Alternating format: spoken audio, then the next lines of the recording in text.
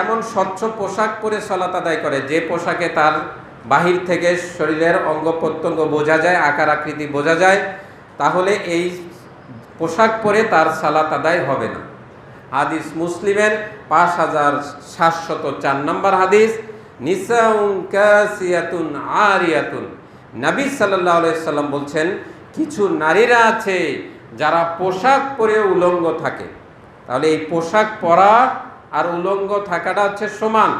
মুনজির ইবনু জুবাইর, আসমা বিনতে আবু বকর, আবু বকরের মেয়ে আসমার জন্য একটি পোশাক নিয়ে আসলেন। এই পোশাকটা হাদিয়া, উপহার নিয়ে আসলেন। কি আনলেন? উপহার। উপহারটা এনে তিনি আসমা রাদিয়াল্লাহু তাআলা আনহার কাছে পাঠিয়ে দিলেন।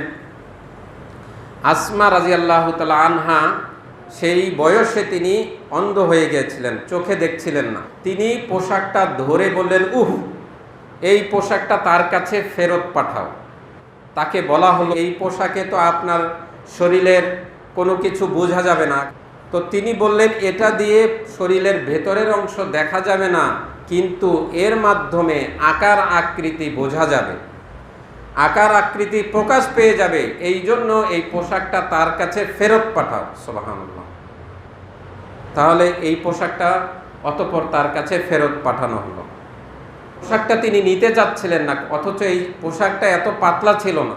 শায়েখ সাফারিনি তিনি বলেছেন, যদি পোশাক এমন পাতলা হয় যেই পোশাক শরীরের ভিতরের অংশ দেখা যায়, সে পুরুষ হোক অথবা নারী হোক, এই পোশাক পরা তার জন্য বৈধ নয়, এবং এই পোশাক পরে তার জন্য সালাত আদায় করাও বৈধ নয়।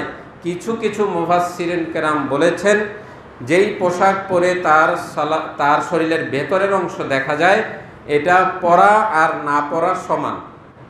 লজ্জাস্থান খোলা রেখে যদি সালাত আদায় করে, পুরুষের সতর হচ্ছে নাভি থেকে হাঁটু পর্যন্ত। নাভি থেকে হাঁটু পর্যন্ত একজন পুরুষ তাকে ঢেকে রাখতে হবে।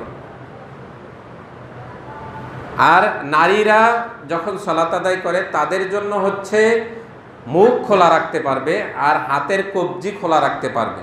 পায়ের পাতার উপরের অংশ কিন্তু ঢেকে রাখতে হবে। তাদের পায়ের পাতার যে নিচের অংশ, এটা ঢাকা শর্ত নয়।